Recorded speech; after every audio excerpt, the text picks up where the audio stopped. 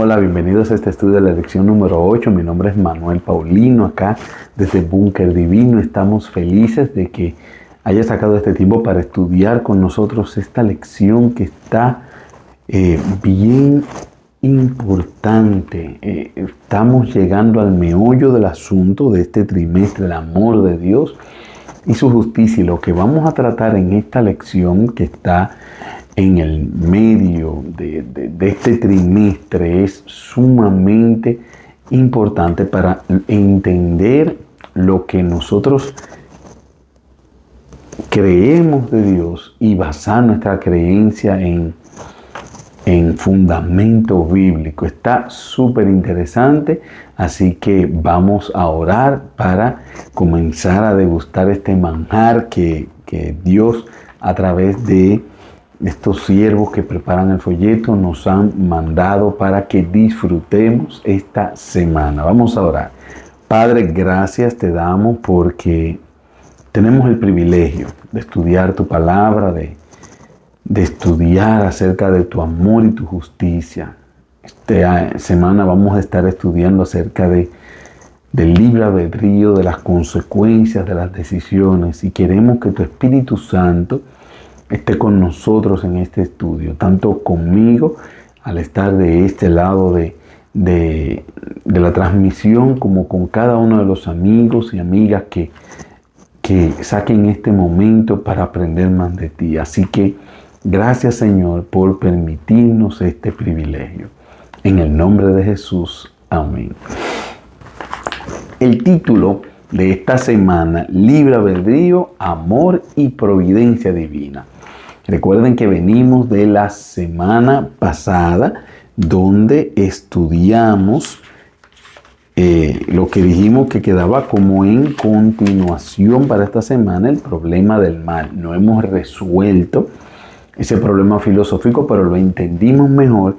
Y entonces eso nos hizo surgir lo que es el libre albedrío, pero también amor y providencia divina. El versículo de memoria: estas cosas las he hablado para que en mí tengan paz. En el mundo tendrán aflicción, pero confíen, yo he vencido al mundo. Esta semana vamos a ver 3 tópicos muy interesantes. Y uno, Dios es soberano, aunque no todos sus deseos se cumplan, aunque parezca irónico. La omnipotencia de Dios no excluye el libre albedrío humano, aunque siga pareciendo irónico. Y la providencia divina incluye acciones ideales y correctivas. Me gusta mucho un relato que apareció el domingo y me parece genial para nosotros comenzar a estudiar esta lección. El relato del domingo dice que había un profesor, un pastor de jóvenes, hablando con un grupo de estudiantes de secundaria, y le dice: Dios es soberano. Uno de los muchachos le dice: eso significa que Él controla todo lo que sucede. Entonces, alguien le pregunta: ¿así que Él tenía el control cuando murió mi perro? Maestro dice: bueno, a veces Dios permite las cosas para prepararnos para algo peor, como por ejemplo la muerte de un familiar, un abuelo. Entonces el muchacho le pregunta: entonces Dios me está preparando para que muera mi abuelo y por eso dejó morir a mi perro. Esta historia, esta anécdota, lejos de ser algo de la imaginación de alguien, retrata muy fielmente cómo nosotros percibimos la soberanía de Dios. Hay personas que no creen en Dios porque dicen: si Dios es soberano y mira cómo este mundo está, entonces no puede ser, es un Dios cruel por todas las crueldades y las cosas malas que pasan en el mundo. Por otro lado, si no es, como vimos el dilema de Epicuro la semana pasada, si Él no puede controlar esto, entonces no es soberano. Entonces, esta semana vamos a ver 3 vertientes acerca de esto: libre albedrío, amor y providencia divina. La soberanía de Dios muchas veces ha sido mal interpretada. Dios es soberano, todopoderoso, y eso no que quepa la menor duda de absolutamente nada. Dios puede hacer todo porque Él hizo todo de la nada. O sea, nada en el universo puede limitar el poder de Dios. En donde nosotros tenemos problemas es cuando la soberanía de Dios no hace ciertas cosas. Y por eso el primer punto que vamos a analizar es que no siempre lo que Dios quiere es lo que pasa. No siempre lo que Dios desea es la voluntad. Hay una doctrina que algunas personas creen donde eliminan el libre albedrío. Y más adelante vamos a ver en la semana, pero antes que nos vayamos más adelante, el jardín del Edén y las consecuencias que tuvo nos presentan que las cosas que queremos o que Dios quiere no son las que necesariamente pasan. Él no quería pasar por la situación que pasó, por la situación que está pasando. No era el deseo de Dios. El hecho de que haya un plan de salvación preparado de antemano, el hecho de que no haya tomado de sorpresa a Dios el que nuestros primeros padres hayan pecado y haya una previsión para remediar esa situación, no significa, número uno, que Dios lo quería, y número 2, que Dios fue quien lo hizo. Ahora, ahí viene el otro punto que es importante para nosotros, que es el libre albedrío. Ya habíamos visto que sin libre albedrío no hay amor. Dios no va a obligarnos a nosotros a tomar decisiones, aunque sean las decisiones más correctas, aunque sean las decisiones más acertadas, aunque sean las que más nos convengan y Él le duela que nosotros tomemos decisiones totalmente contrarias a lo que Él elegiría para nosotros en su máxima sabiduría, pero respeta que tomemos las decisiones. Igual como respetó con dolor que Adán y Eva tomaron la decisión que tomaron. Entonces, a Dios quisiera que todo el mundo fuera salvo, pero las cosas lamentablemente no son así. Entonces, Dios también nos presenta en la lección que Dios no es un Dios que miente. Entonces, aunque pudiera, entre comillas, porque su naturaleza no se lo permite, no trabaja así.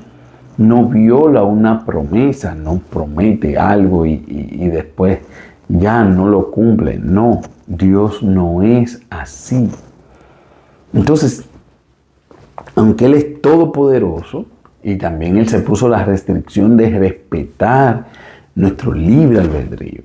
Entonces, el Dios todopoderoso tiene ciertas limitantes para actuar.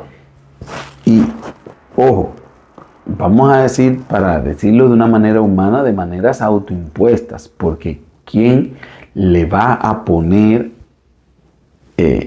coto a Dios? ¿Quién le va a limitar a Dios lo que Él puede hacer más que Él mismo, su propia decisión? Dios pudo bien no eliminar el planeta Tierra. Dios pudo no crearlo. Es el único planeta que le dio cabida a Lucifer. Este plan de salvación surge porque nosotros le dimos cabida a Lucifer, porque nosotros le dimos él expresar lo que él había planteado, el llevarlo a cabo, nosotros le dimos eso. Ningún otro planeta habitado en este amplio universo le dio esa prerrogativa a Lucifer. Dios pudo no crear el planeta, Dios pudo destruir el planeta como nosotros quizás hubiéramos hecho si hubiéramos estado en el lugar de Dios. Dios pudo no crear a Lucifer. Todo eso Él lo pudo hacer, pero Él eligió el camino largo porque Él quiere que las personas lo amen. Él quiere que las personas de otros mundos no tengan dudas de que es lo que más les conviene a ellos es servir a Dios, de que no tengan dudas de su amor y de su manera de gobernar, no tengan duda de que cuando se termine todo, no fue porque Él se vengó con todo el derecho de hacerlo, pero no fue porque Él se vengó, sino porque no hubo más nada que hacer y las personas decidieron hacer lo contrario a lo que Él le había dicho. Entonces, primer punto, Dios no siempre pasa lo que Él desea. Dios desea que todos nos salvemos. Dios deseaba que el jardín del Edén estuviera para siempre. Dios no deseaba tener que raer el mundo con el diluvio. Dios no desea. Para mí una de las mejores maneras de expresar esto es lo que dice Isaías, cuando Él va a hacer su extraña obra, cuando tenga que eliminar el mal, el pecado de una vez y por todas, erradicarlo del universo, pero no es lo que Él quisiera. Miren cómo Él está retardando su promesa, esperando que tú, yo y las personas que nos rodean tomen la decisión para Él. Ahora aquí viene el libre albedrío y puede ser que nosotros se nos haga más fácil, ojo, culpar a Dios por la situación que reconocer nuestra responsabilidad. Si Dios me da opción A, opción B, la consecuencia que pase, que siempre hay una consecuencia, va a ser culpa de mi decisión. No puede ser que Él me dé opción A, opción B, Él me dice, coge la A. Es como si nos dijera el profesor de un examen, córrete la A, y yo, por llevarle la contraria, pongo la B. Pues entonces me sale mala. Pues entonces me quemo. Entonces es culpa del profesor. No es culpa del profesor. Es culpa de la decisión que tomé. Y nosotros en este mundo nos quieren enseñar, Dios desde el principio, cuando fuimos creados, el Señor nos dijo, sí, cada decisión tiene su consecuencia, buena o mala, pero siempre hay un resultado por la decisión que nosotros tomamos, por la elección que nosotros tomamos. El día de ayer escuché que nosotros tomamos aproximadamente 36,000 decisiones al día. Entonces, cada una de esas decisiones tiene una consecuencia, tiene un resultado, afecta a algo, a favor o en contra de mi vida. ¿Qué me quieren vender en el mundo actual, en la sociedad actual, controlada por el enemigo? Me quieren vender que no hay consecuencia para lo que yo haga, que yo puedo decidir cualquier cosa y no importa lo que yo decida, puedo evitar la consecuencia que me toca. Por ejemplo, las personas le dicen, no importa que tú tengas relaciones sexuales de manera promiscua, de manera por ahí, no, te podemos curar la enfermedad, tú puedes abortar, puedes hacerlo cuantas veces quiera y no hay ninguna consecuencia. Eso no fue lo que Dios planeó, eso no fue lo que Dios creó, ese no es el ideal de Dios, pero la sociedad me quiere vender una mentira por demás de que no va a haber consecuencia de yo abandonar la ley de Dios. Es el mismo problema con los mandamientos. Las personas entienden los mandamientos como una restricción, y no es una restricción, es una valla protectora. Es algo que te protege de ti mismo, de las decisiones erradas, del mal uso del libre albedrío, que es lo que nos tiene a nosotros acá, con ropa, con calor, con pecados, con dolor, con problemas, con angustias. Es el mal uso del libre albedrío. Y aún con esas consecuencias de las decisiones de nuestros primeros padres, nosotros también le damos mal uso al libre albedrío. Siempre que nosotros vayamos en diferente camino al que Dios nos estipula a través de su palabra, nosotros estamos dando mal uso al libre albedrío. Nosotros vemos las partes, entre comillas, grises de la Biblia, o las partes que no son mandatorias, obligatorias en la Biblia, por decirlo de alguna manera, como algunas personas lo ven, y tomamos la prerrogativa de hacerlo en el área gris, de irnos a la orilla del barranco y ir caminando por allí, porque es más cómodo por allí que por donde está cercado, por donde se indica el camino, según nosotros. Pero no queremos caer. No queremos caer, pero estamos arriesgándonos a caer. Y este uso del libre albedrío, esto es lo que nos hace daño a nosotros. Nosotros, no sé quién nos dijo que un consejo de Dios nosotros podemos desecharlo. Y ojo, toco un punto aquí que no es un punto como a veces le decimos de salvación, pero sí es de mejor caminar en mi vida. Y les voy a dar un ejemplo. Ejemplo Abraham, ejemplo Jacob, ejemplo Salomón, ejemplo David. Estas 4 personas que citamos acá no se llevaron del ideal de Dios del matrimonio. Moisés dijo para los reyes, tanto Israel, tanto David como Salomón, no tengan todas esas mujeres. El ideal de Dios, Dios no le hizo un harén a Adán. Dios hizo un Adán y una Eva. Pero ellos entendieron que eso era un consejo divino y yo puedo aceptarlo o dejarlo. Y perfecto. Ahora, lo hiciste. ¿Cuáles fueron las consecuencias? Si leemos la vida de Salomón, dice que las mujeres desviaron su corazón de Dios. Entonces, lo que la Biblia te dice, te lo deja a tu elección, y todo está a tu elección, porque Dios sí cree en el libre albedrío, contrario al enemigo. El enemigo nos quiere tener esclavizados, pero es otra historia.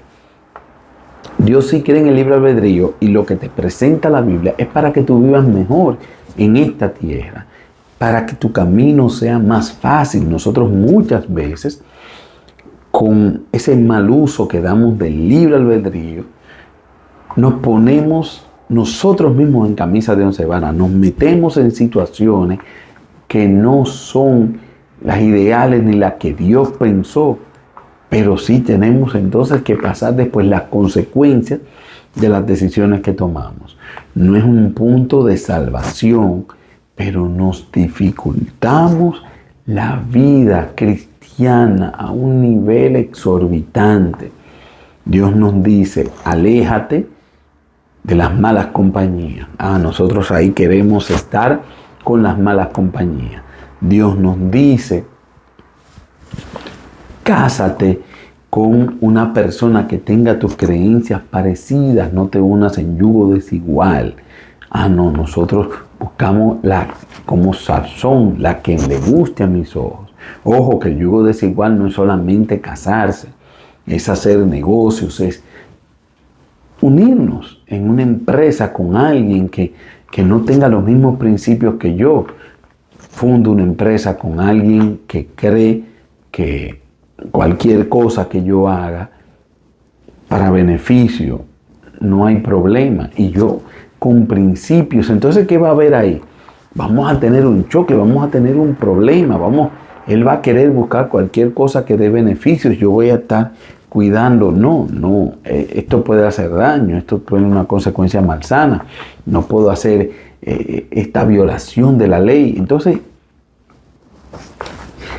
me complico la vida con las malas decisiones que tomo, que es el segundo punto que presenta aquí, que esa soberanía de Dios respeta las decisiones que nosotros tomamos. Ahora, viene un tercer punto y agradezco mucho a Dios que tocaron ese tema en la lección, porque cuántas cosas se ha dicho acerca de la predestinación. Y agradezco a Dios tener esta herramienta para nosotros luchar con lo que se ha dicho acerca de la predestinación. Recuerdo que alguien escribió en Facebook,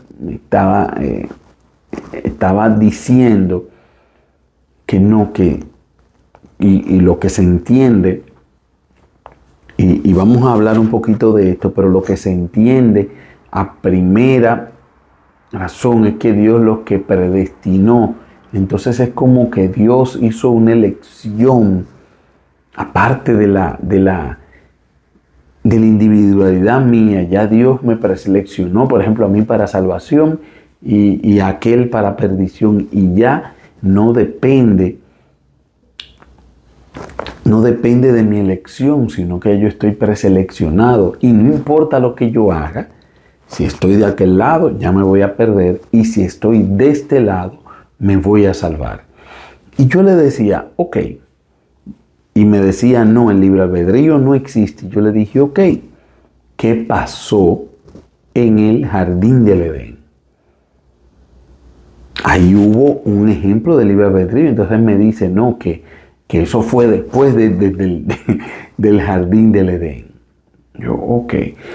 La cosa que quiero hablar, y agradezco mucho la manera en que nosotros como adventistas del séptimo día estudiamos la Biblia. A veces he visto como que hay una tendencia a descuidar, pero hay unas normas para estudiar la palabra de Dios.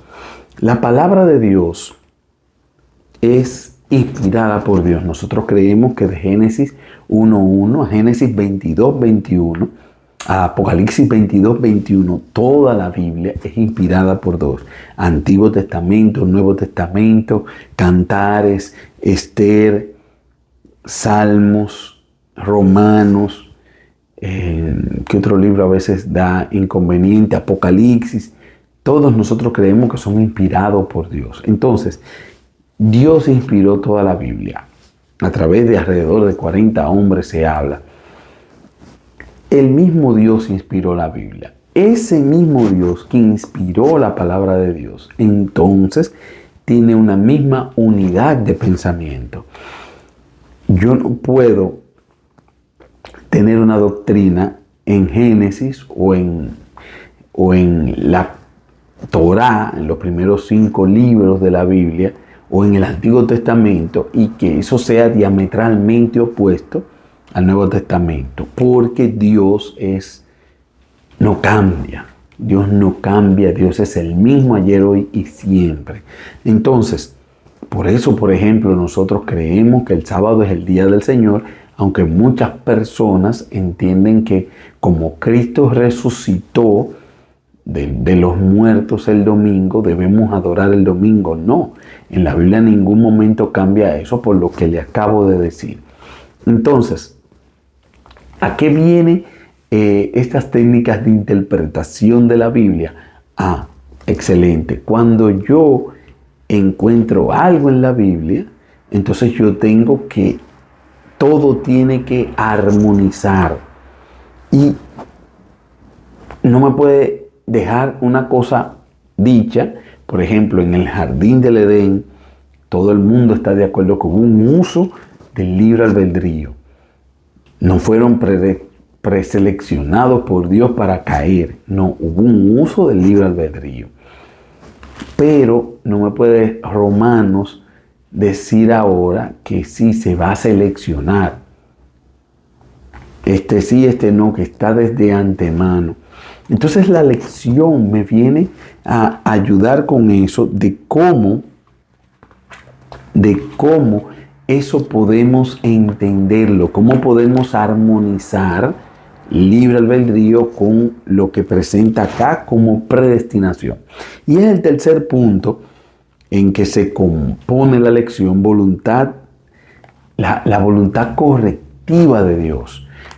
Recuerden, vimos primero, Dios es todopoderoso, pero eso no significa que todo lo que Él desea es lo que pasa. Número 2, vimos que eso todopoderoso de Dios no quita, no elimina el libre albedrío de nosotros. Ahora vamos a ver cómo Dios, a pesar de mis malas decisiones, logra lo que quiere lograr. Ojo, sin violar mi libre albedrío, pero Él logra lo que se propuso. Y aquí la lección dice algo muy interesante, la parte del jueves. Lo primero es que nos define en griego koiné, que es predestinación, que es proorizo. No significa que Dios de antemano o casualmente determinó en la historia. A diferencia de ello, significa simplemente proponer una meta o poner una meta delante. Lo primero es la palabra. La palabra tenemos que entenderla en su contexto de el idioma en que fue escrito. No es lo que nosotros entendemos como predestinación. Les voy a poner un ejemplo. Sansón, Dios pensó algo especial con Sansón, pero eso que Dios pensó, eso que Dios soñó con Sansón, no fue lo que pasó. El sueño de Dios no terminaba con Sansón ciego muriendo en un templo. Así no era. Ahora, en eso de Sansón me dio el libre albedrío de Sansón, pero también el propósito que al principio Dios se puso con Sansón se cumplió. Pero vamos a ir allá.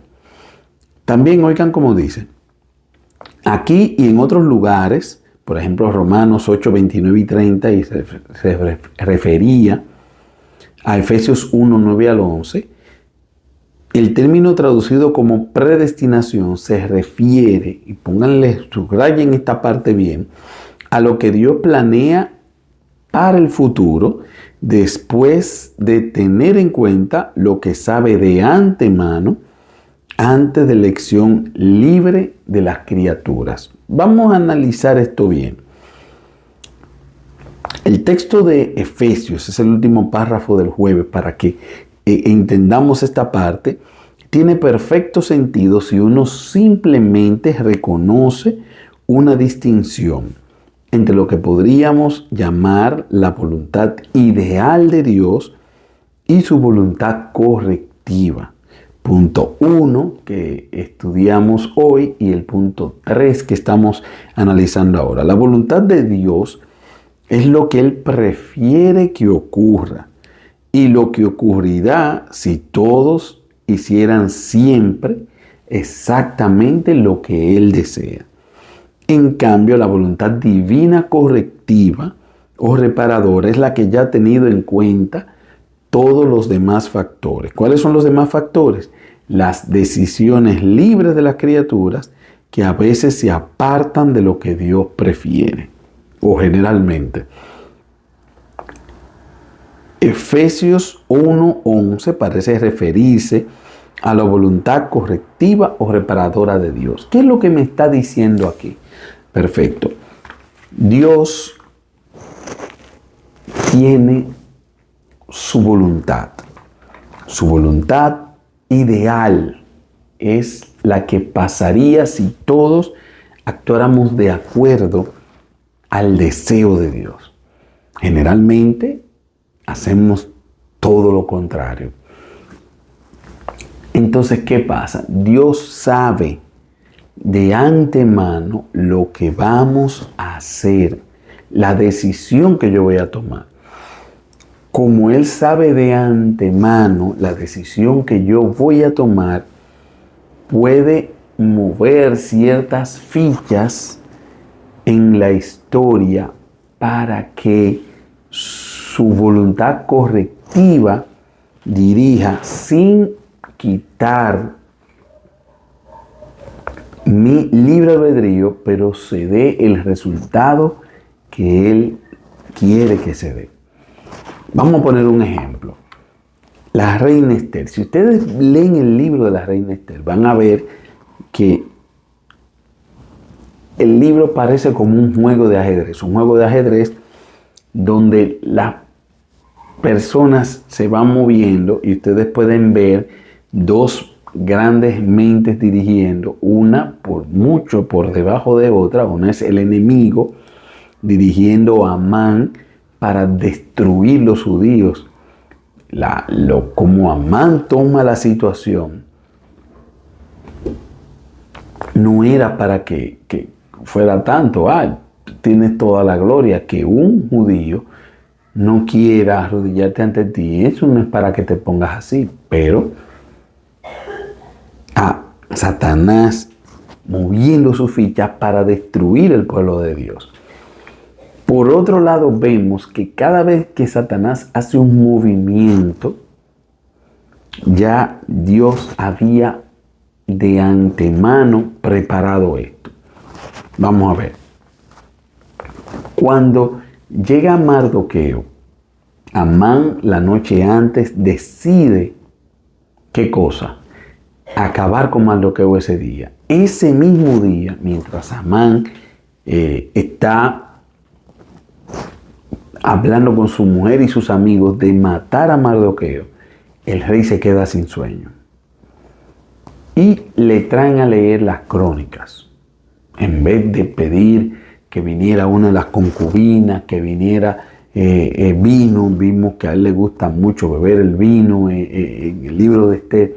En vez de pedir cualquier cosa de esa, pide que le lean las crónicas. Cuando viene Amán entrando con la idea de matar a Mardoqueo, ahí mismo el rey le hace una pregunta.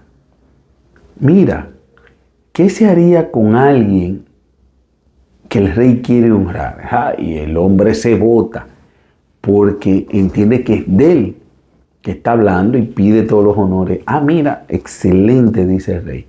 Haz con Mardoqueo como has dicho.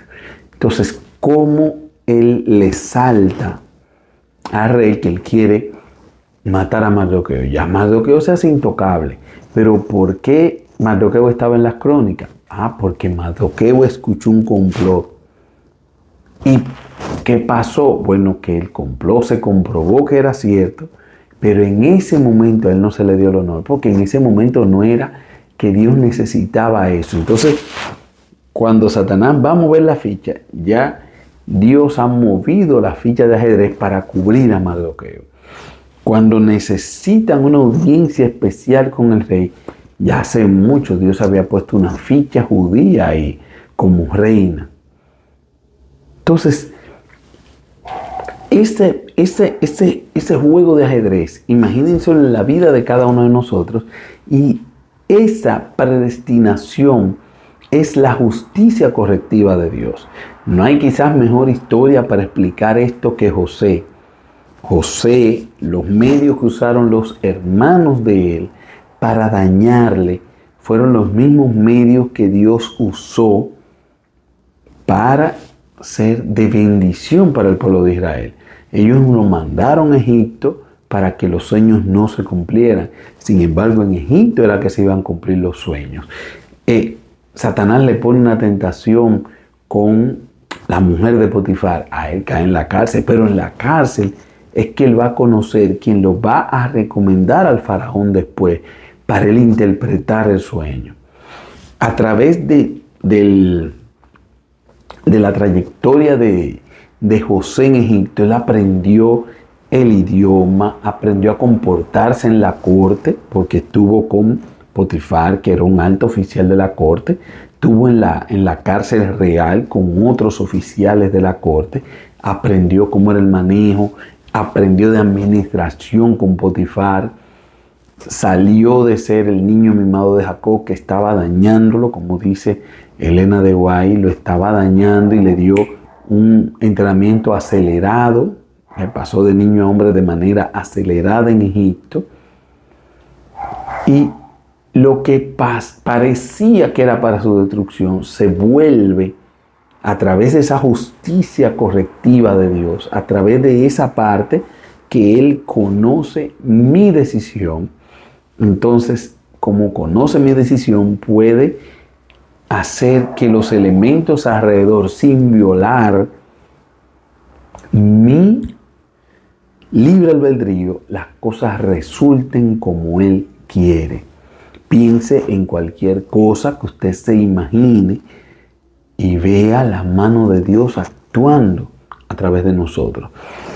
Dios le da a Pilato toda la oportunidad de salvarse, porque él no había tomado una decisión todavía, para que él no tuviera que cargar con lo que después cargó, obvio, y la historia o la tradición histórica nos confirma que él murió, se quitó la vida porque no pudo, porque él sabe que entregó a una persona inocente, como varias veces está registrado en los evangelios. Entonces, las consecuencias de lo que está pasando en el mundo son consecuencias del mal uso que le hemos dado al libre albedrío. Queremos, y es más fácil echarle la culpa a Dios. Decir por qué Dios, si es todopoderoso, no impide que estas cosas ocurran. Pero no asumimos la responsabilidad que nos toca a nosotros por las decisiones que tomamos. Yo me pongo a fumar, pero mañana digo que Dios me está castigando porque me dio un cáncer.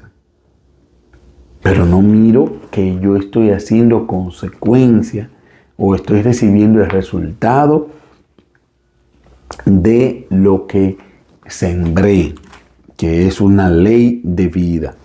Entonces, la parte del jueves y conecta con el versículo de memoria. Vamos a recordar ese versículo. Estas cosas las he hablado para que en mí tengan paz. En el mundo tendrán aflicción, pero confíen, yo he vencido al mundo. Juan 16:33. Si todo ocurriera, dice la primera partecita del jueves, según la voluntad ideal de Dios, nunca habría existido el mal, sino solo la dicha, el amor y la armonía perfectos. Con el tiempo la tierra será restaurada y así el universo volverá a estar en armonía con la voluntad perfecta e ideal de Dios.